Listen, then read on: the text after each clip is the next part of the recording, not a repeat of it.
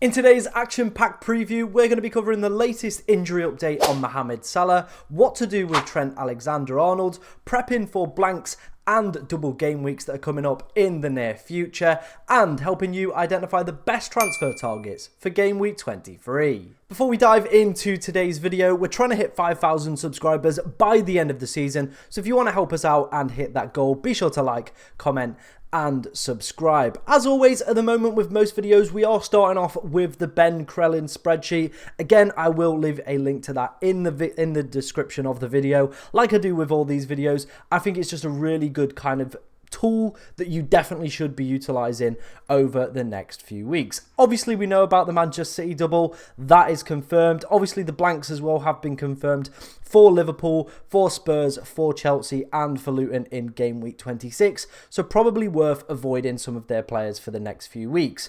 Obviously, though, the big discussion that's kind of happening at the moment is what is going to happen with this double game week. And I think it's going to impact a lot of people's transfers ahead of game week 23. I do feel if we haven't heard anything, maybe by Friday, Saturday morning, that this double game week is going to happen, then I definitely think it's in huge jeopardy of not taking place. Obviously, the games for that week will probably be taking place around the 21st, 22nd of February if that double game week was to take place. Now, the interesting thing is, I feel like by now we would have already heard about it. Obviously, today is the 1st of Feb. I am recording this on the Wednesday before any of the games have taken... No, the Thursday, sorry. Before any of the games have taken place. Now, I feel at this point, we should have already heard about these double game weeks. We haven't, and the closer and closer we get, I mentioned this in my wildcard video yesterday, the closer and closer we get to these deadlines, I think... it's just looking less and less likely that this double is going to happen.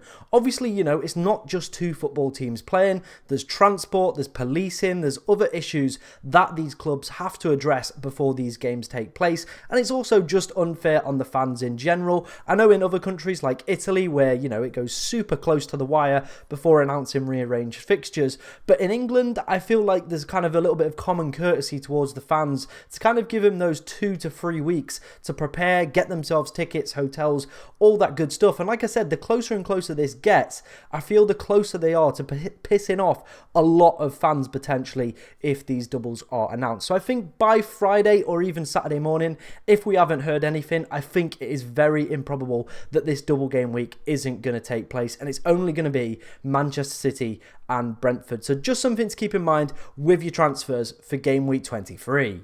It is looking like Mo Salah is going to be back potentially sooner than expected. Liverpool did post this picture of him doing some solo work in some trainers, running on the grass. Now, I'm no kind of injury expert and I can't claim to be one and tell you what this means or what kind of impact this is going to have on the game. I think for me personally, this very much links back to the last section where we spoke about the double game weeks. I feel if we don't get kind of a positive injury update, that Mohamed Salah isn't going to be available maybe for like 24, you know, and the double doesn't take place in 25, I think realistically you could go without him for a few weeks. After the blank, Liverpool play Nottingham Forest, a pretty good fixture.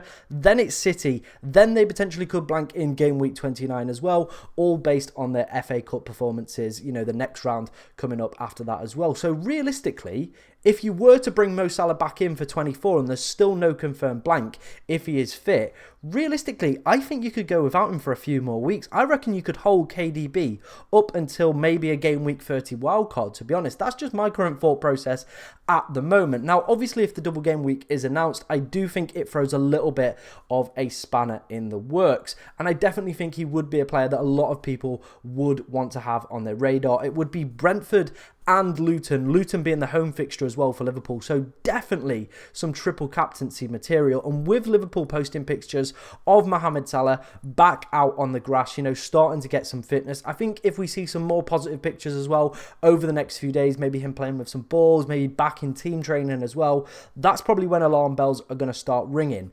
But I think if I held Mo Salah for this week, I'd wait and see what's going to happen with the double game weeks. Obviously, they could announce it next week, and that's a very real possibility.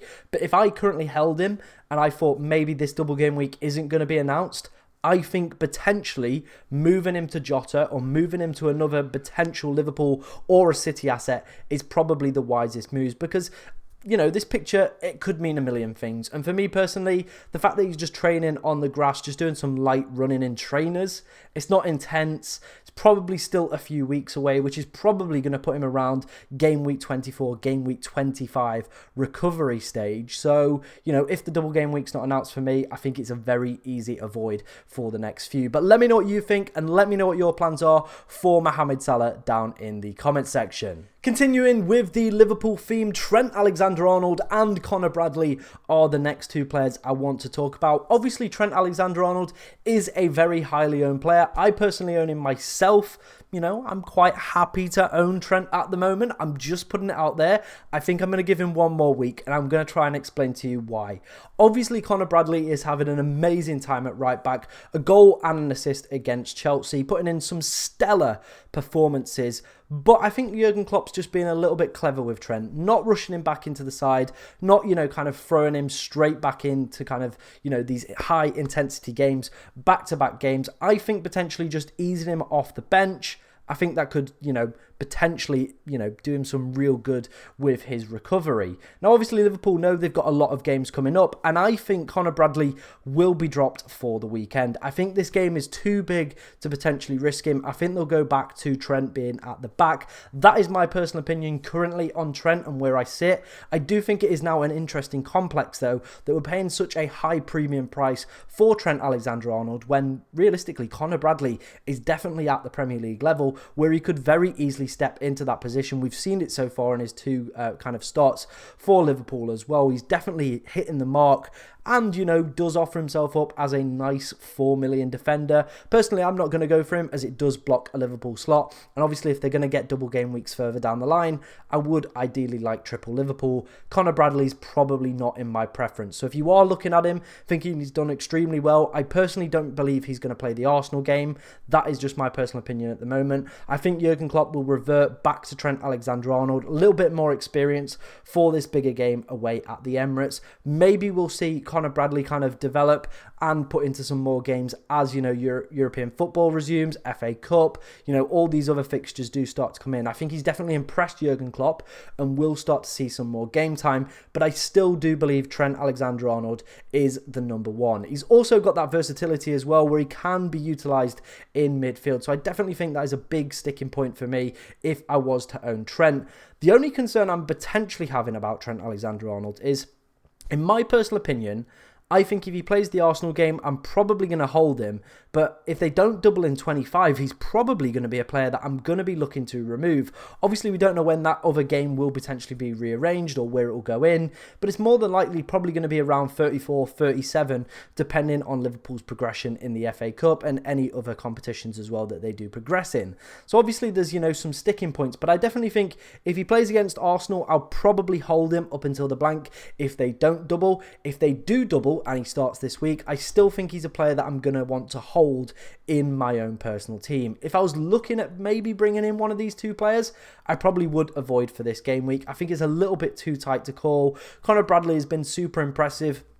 Definitely making Jurgen Klopp have a few, you know, head-scratching moments. What do I do? Where do I play Trent Alexander-Arnold? Do I put this young lad in who's doing super, super well, might I add as well? So I definitely think, you know, there's definitely some question marks. I think if I own Trent, I'd probably give him one more week. I think he's going to play the Arsenal game, and I think a lot of us are going to be utilising our one free transfer on bringing back Erling Haaland. I do think, though, if Trent doesn't play this weekend or is on the bench again, or that Liverpool double doesn't get confirmed in game week 25, I think for my team and a lot of people's teams, it probably is time to sell up on Trent Alexander-Arnold. We all know what he's capable of, but when he's not playing or he's just coming off the bench and, you know, blanks potentially on the horizon as well, I think probably worth reinvesting that money elsewhere as well with some high popular, you know, priced assets coming back into the game. Let me know if you've got Trent Alexander-Arnold in your team and what you're thinking about doing with him in game week 23. Eze and Olise were two lads that I did speak about in my transfer targets video. I didn't speak too long on them because obviously both of them did come off against Sheffield United with an injury, but it does seem from some press conferences and some quotes that have come out after the game that both will be okay for the weekend. So that's at least a positive. Obviously, if I was going to bring one of these two in, I still would wait for Roy's press conference and just get that double confirmation that they are fit and available for the game week 23 at the weekend. As you can see, over the past 5 game weeks, both of these boys have been cooking, ladies and gentlemen. They have been on absolute insane run of form. Look at the stats we're putting up here. 4 goals, 3 assists for Michael Olise, 3 goals for Olise as well, 46 points scored and 28 retrospectively. The fixtures coming up for Crystal Palace as well are pretty nice indeed. Brighton away, obviously the big derby. You know, Brighton defensively, definitely posing a few questions. Chelsea at home, I don't really know how to predict Chelsea this season. Everton away, and then Burnley at home in game week 26 as well. So you're obviously getting a player in who is going to be playing in that blank game week. So very nice indeed. They also take on Luton in game week 28 as well. So some definite positive fixtures coming up for Crystal Palace, where I feel these two could be on a field day. Again, cooking up some very delicious point scoring for you and your team. So definitely 2 players I think a lot of us might be considering in the midfield area, maybe offering themselves up as Mohamed Salah replacements. Like I said, if that double isn't confirmed, I feel there is the potential move to switch away from Salah with their blank in game week 26, and the fact that he might not be back till at least game week 25, maybe even game week 26 as well. But wait for Jurgen Klopp's interview, see what he says about obviously Salah's fitness and what he's going to be doing. But I definitely think these two could be strong candidates for replacement. Now, the ideal situation is both of them are fit, because when that happens, Crystal Palace are a much better attacking team. These two as well cook together extremely well. Now, if I had to pick one of the two, you know, you put a gun to my head, you said to me, Tom, which two are you going for? Well, which one are you going for? Sorry. You know, not a very logical hostage situation here if you can't even get the scenario right. But one gun to my head, he's asking me to pick one. I probably would go for Michael Olise, to be honest. I think he is just the better asset out of the two. Takes some free kicks as well. So does Eze. But the last penalty that was taken was by Michael Olise. Eze was on the pitch as well against Manchester City. Olise took the penalty, and I do just feel he has that little bit extra in his locker over Eze, but both of them are top quality assets. But like I said, gun to my head right now, I probably would be picking Michael Olise. Newcastle United are a team I think we should start investing in for the next few weeks. Some very positive fixtures coming up, especially the next 3, Luton, Nottingham Forest and Bournemouth, with Luton and Bournemouth being the 2 home fixtures. Also got a game in game week 26. It is Arsenal away, but at least it's a game, and then there is still the potential that they could play in blank game week 29. Now, for me, the number 1 asset, if I didn't own him, or if I do own him, definitely keep him, it would be Anthony Gordon. Now, it does look like Isak's injury is worse than feared. Callum Wilson potentially could mysteriously recover from injury, but if that's not the case, I think Anthony Gordon will be playing as the number 9, and you know how I feel about players playing out of position. We've seen it with Richarlison. They get extra points for goals, they get that clean sheet point as well, and they're more likely to get on the bonus system than a traditional striker as well for picking up goals and assists. Obviously, his performances and his goals over the past 5 haven't quite been there, but I think with him potentially playing in a forward position, some positive home fixtures coming up as well for Anthony Gordon, it could be a little bit of feasting time, to be honest, ladies and gentlemen. He's been a player that I've liked owning pretty much since I brought him in my team. He's been a very consistent player, always someone that I've been able to rely on. At 6.1 million as well, does offer himself up as a extremely cheap option. Seems very, you know, injury free as well. I've said that now, and he's going to definitely go and pick up an injury, but he does seem quite injury free as well. Always seems to manage to recover and manages to create goals out of absolutely nothing. I'm obviously thinking about the goal against Manchester City. Scored as well well against a lot of top 6 clubs. So even when Newcastle do have these harder fixtures, he's definitely a man I wouldn't be afraid of putting in my starting 11, because he does score against the top quality oppositions. I feel he actually plays better when he plays against these oppositions, because he does get that little bit more room, that little bit more flexibility with them, you know, potentially targeting other players in the team. I feel he just takes his game up to another level when they do play a top class opposition. Not saying though, you know, the good fixtures are here for Anthony Gordon and that's a reason to avoid him. That's definitely a reason we should be looking to get on him. The only caveat with this is he is 2 yellow cards away from suspension, so could be a little bit of a kick in the teeth, but you know how I feel about people playing out of position. Little bit of an FPL cheat code, and Anthony Gordon could be it for the next few weeks. Obviously a blank game week in game week 26. He's got a fixture, and potentially in 29 as well if you've not got the free hit chip available. Could be a really good asset to have in your team. Now Kieran Trippier for me, he's a little bit more of an interesting one. I don't think I would have him in my team. I just don't think he's currently justifying his price. Now, the fixtures are definitely there, and he could very easily start picking up some clean sheets and some attacking returns. But for 6.7 million, I just don't think I can get behind it this season. Not for me personally.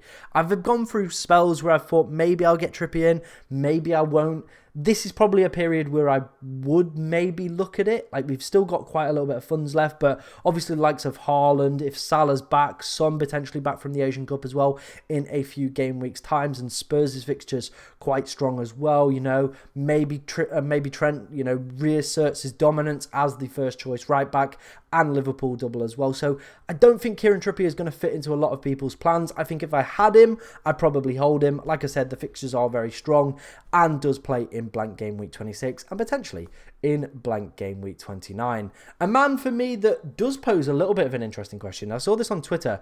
Could be taking penalties. It is Fabian Schär. Now, Isak and Wilson are both out injured. You know, the next penalty taker could be Fabian Schär. He's taken penalties before. Obviously, I would ignore kind of the 2 goals that he scored. That was a little bit of a fluke. I wouldn't be expecting that every single week. There is a big, obviously, price decrease from 6.7 down to 5.2. If we know that he's on penalties as well, that could be tasty. A defender with penalties could be an absolute, again, just cheat code in FPL if Isak and Wilson are out for a little bit longer. I think Sven Botman and Dan Burn as well are really good options if you want to go for the cheaper route. Maybe you're looking for a Levi Colwill replacement. I know I am, and I might be tempted to go for one of Botman or potentially Dan Burn. But I do think Fabian Schär also is a great defender to be going for. Like I said, in terms of attackers, there's probably really only Anthony Gordon with the injuries to Isak and Wilson. Let me know what you think about today's video. Let me know if there's any topics I missed or any questions you've got. Do go and leave them in the comments. Like I said at the top of the video as well, we are trying to hit 5,000 subscribers. So if you do want to help the channel out, be sure to like, comment, and subscribe. But thank you very much for watching today, ladies and gentlemen, and good luck this game week.